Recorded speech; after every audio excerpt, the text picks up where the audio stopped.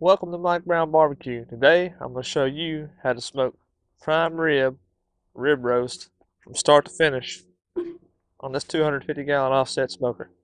Stay tuned. Alright folks, so what we got here is a Walmart Angus Choice prime rib bone-in roast. Not cheap, but didn't have much to pick from. This is all they had. This was the best looking one they had, so that's what I got. So let's get this opened up. It's got this net around it. I don't need it, so I'm cutting it off. So we'll take a look at this and see if we need to do any kind of trimming to it. Looks to be a 3-bone.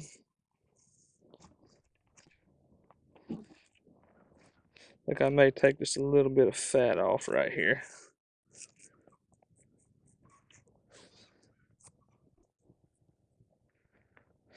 I like a little bit of fat on my prime rib, but not a whole lot.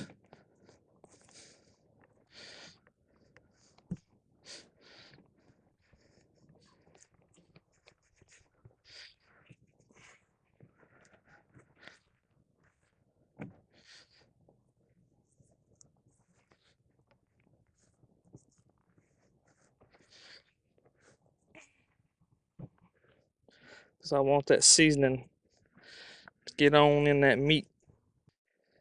We'll call that good. Got a big hunk of fat right there. And that just is what it is. It's going to stay there.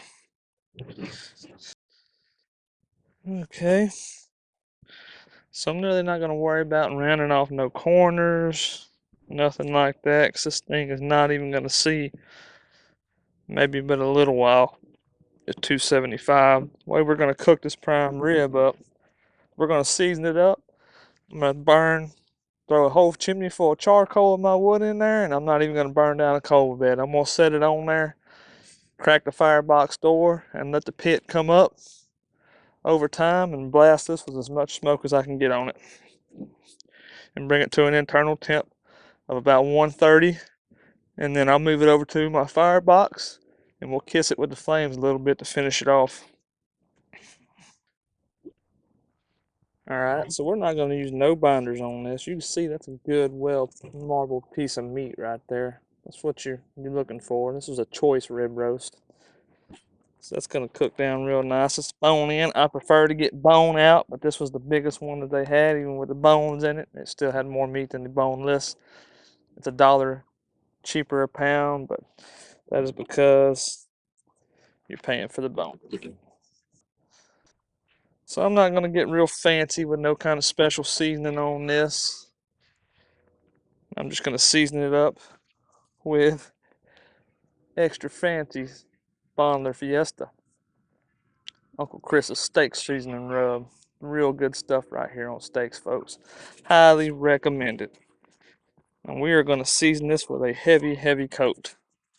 Do not be shy with it, because this is a thick piece of meat and you want the outside to be very, very flavorful. You want to put as much of this stuff on there as you can.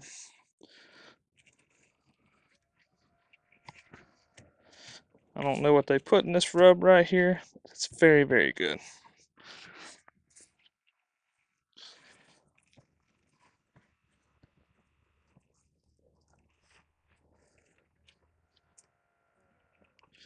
Like I said, go on real heavy. It's not going to hurt nothing.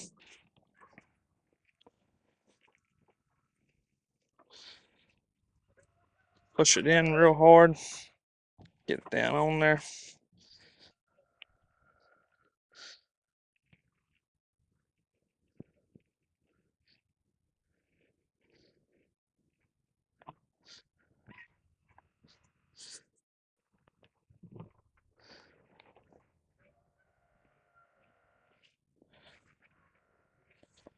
And that's going to be enough for my liking.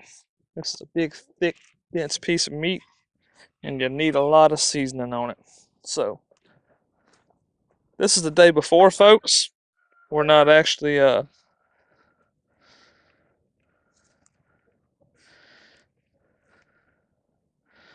well, now I know why it was tied up.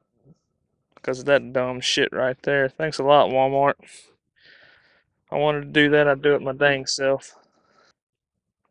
Well, I'll just go ahead and cut the bone off of it then.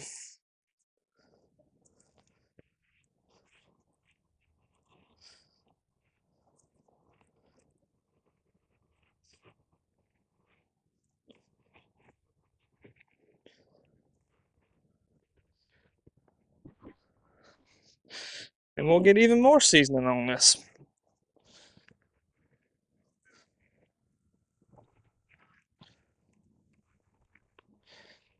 So technically now it's a boneless rib roast.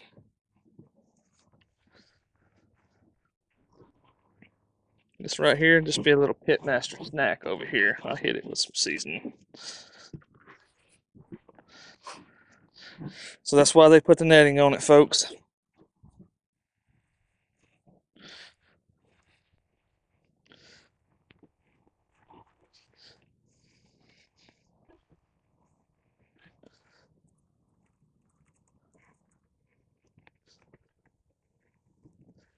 Now we got us a boneless rib roast here.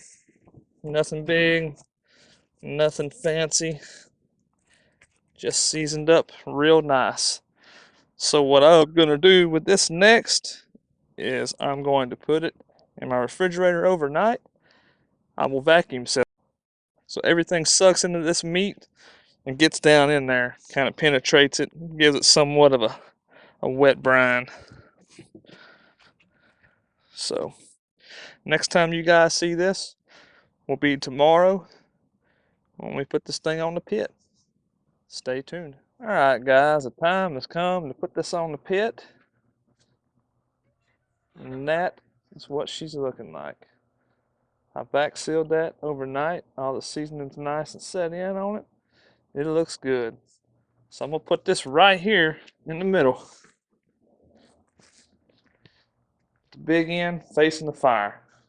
And like I said, when it comes to this fire, I ain't no rush to get it up to temp. I want that prime rib to sit there and soak up a lot of smoke.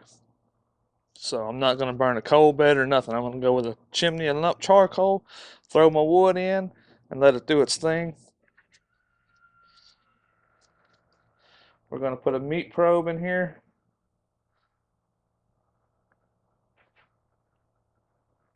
And let it go till it hits an internal temp about 125, and then we're going to kiss it a little bit with the flames from the firebox over there. So I'm going to go ahead and shut this lid down.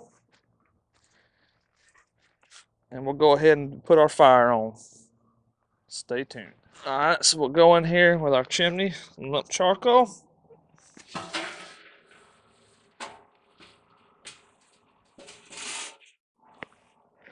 Just like that. And what I got here is just some real dense red oak. I'm going to put up on here.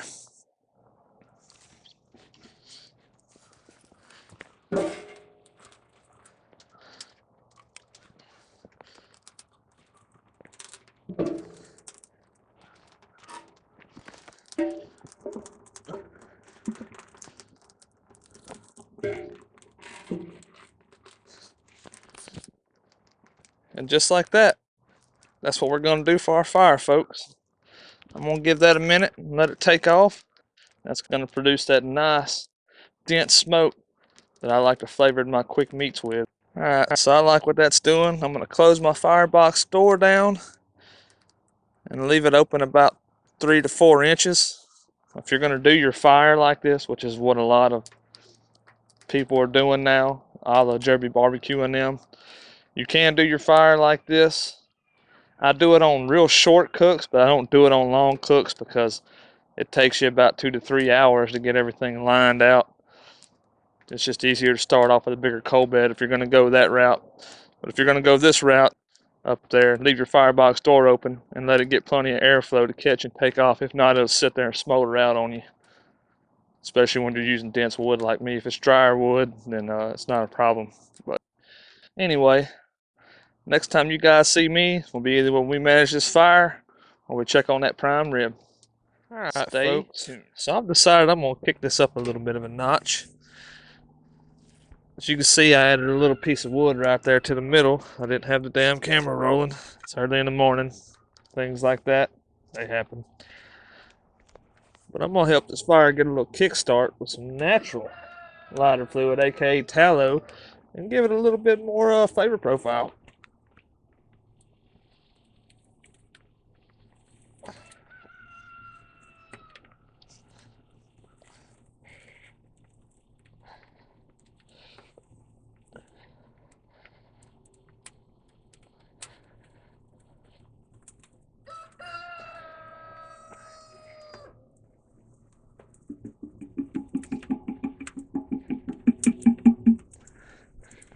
And you can see how the flames kicked up on that when I went throwing that tallow on there, which is grease. So that'll give us a little bit more flavor profile, and it'll help get this fire going a little bit. I'm dealing with some new wood that I haven't burnt before. I just got. Maybe just slightly greener than what I thought, but it will burn. So that'll give us a direct heat flavor profile. So I'm gonna go ahead and close that down and let it do its thing. We're exactly 45 minutes into this cook. The way the lighting is and the clouds are in the background, you probably can't see that smoke, but we got some good smoke coming out of there. Temp gauge is showing close to about 125, so it's coming up. And our internal temp sitting at 35. So 45 minutes into the cook, folks. It's cold. It takes a minute for all this to warm up. With that prime rib, it could take that smoke. So you could just burn your cold bed down traditionally if you like and cook your prime rib fast and not waste all this time on it. But me, that's all I got cooking today. That's all I want to do. So I'm gonna take my time and baby it and get some real good flavor going on it. But anyway, it'll be a little while before we manage this fire. I'll keep an eye on that internal tip. If something drastic changes, I'll bring y'all back. And for the fire management, of course, when it happens. So y'all, stay tuned. We're roughly an hour and a half in. My temp is sitting at 200, but I need some more heat. So it's time to tighten this fire up.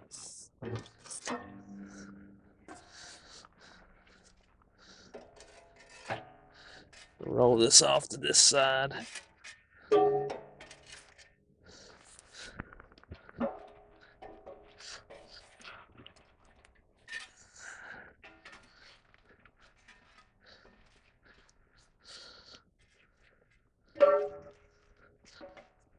Everything nice and tight. And burning real good.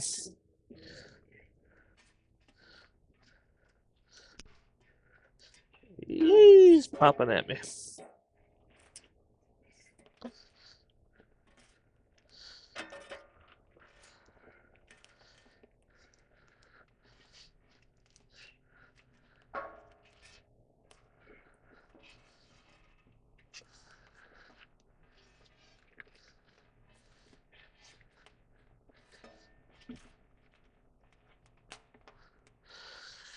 Just like that. We got it all tightened up real good.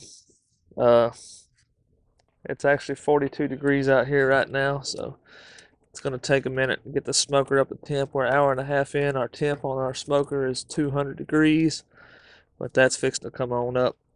That prime ribs done took some good smoke in, so we're going to go ahead and get that heat up and finish this cooking process. So now what my target temp will be is about 275 to 300. So I'm going to close this firebox lid down to about an inch open. And keep an eye on the fire, make sure it don't get too wild. Next time you guys see me, be when we manage this fire or when that prime rib hits an internal temp of 125. Right now it's at an internal temp of about 60 degrees, so it's got a ways to go, but it's fixed to start speeding up now. We get this fire, get the pit a little bit hotter. So see you guys in a little while. All right, folks. Stay tuned. So we got almost 3 hours of burn time out of that total. You can see everything's about gone. It's time to smash this down and make it our new coal bed.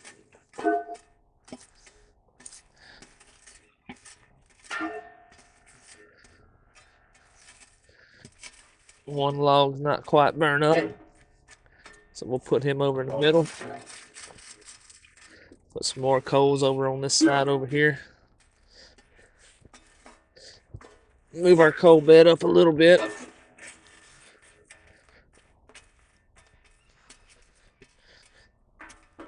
Clean the front out just a little bit, not much. And what we're gonna do at this point is I'm gonna put thinner splits on. I've thought about this for a little while. Instead of doing like a reverse sear on this, I'm just gonna do what I do on my whole pork loins. I'm gonna throw a bunch of smaller splits, get a little bit of a wild fire going, and finish this thing out and get everything crispy. So we'll put one right there. Put one right there.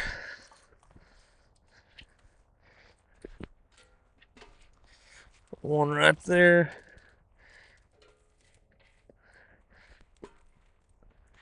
One right there. And we'll put one right here and put three up top. Get this fire a little bit hotter. It is cold out here. And that one in the middle ain't quite burned up yet, so that'll help us out also. And we'll sit here and we'll let this do its thing. Now at this point I want to run 325, 350 the rest of the way out. The internal temp right now is 95 degrees on our prime rib. So I'm going to close this down and let it do its thing. We'll go take a look and see what it's looking like. Stay tuned. Alright folks, let's see what this prime rib's looking at our 3-hour mark. Y'all remember the little beef ribs we trimmed off last night? That's these little dudes. And that's what it's looking like, folks. It's looking real good. What I'm going to do now is rotate this and let this side right here catch some of that heat and crisp that up a little bit. Everything's looking real nice. Probably should have tied it up, but it is what it is. Like I said, we're sitting at an internal temp of 97 degrees, and we're going to go ahead and get this thing finished out. Next time you guys see this will be when we hit our internal temp at 125. Stay tuned. Alright guys, we're exactly at the 4-hour mark. We've hit an internal temp of 125. Let's see what she's looking like on the outside. Oh yeah, that's looking nice. Real good bark buildup on the outside, nice and crispy, real juicy. So what I'm going to do with this next is I'm going to go ahead and I'm going to wrap it up in some tin foil loosely and let it rest. It'll carry over to an internal temp of 130-ish, and that's where my final temp is going to be when we slice this. So the next time you guys see this, we'll be here in about 45 minutes. We'll slice it up and see what we got. Stay tuned. Alright folks, so here is the finished product on our prime rib. I should have tied it up, but it is what it is. We're gonna go with it. So we're gonna start off by taking some slices over here. I ain't gonna take too many slices because I got guests here. I don't want to cut it all up. What I typically like to do with my prime rib is cut it into about 1/2-inch pieces. So we'll start with the end piece right here.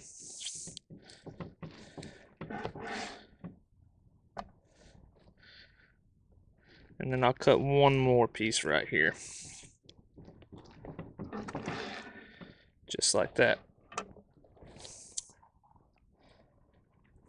And that's what we got right there. That's a perfect medium.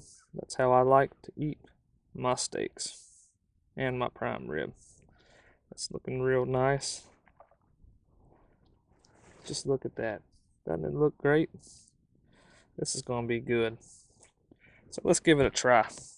Alright, so I'm going to cut me a little slice of this end piece off. Try it first. It's more of a medium well.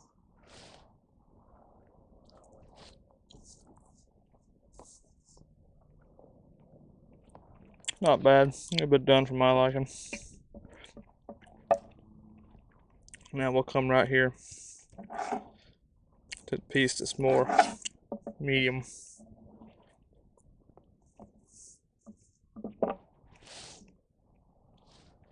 And give it a try.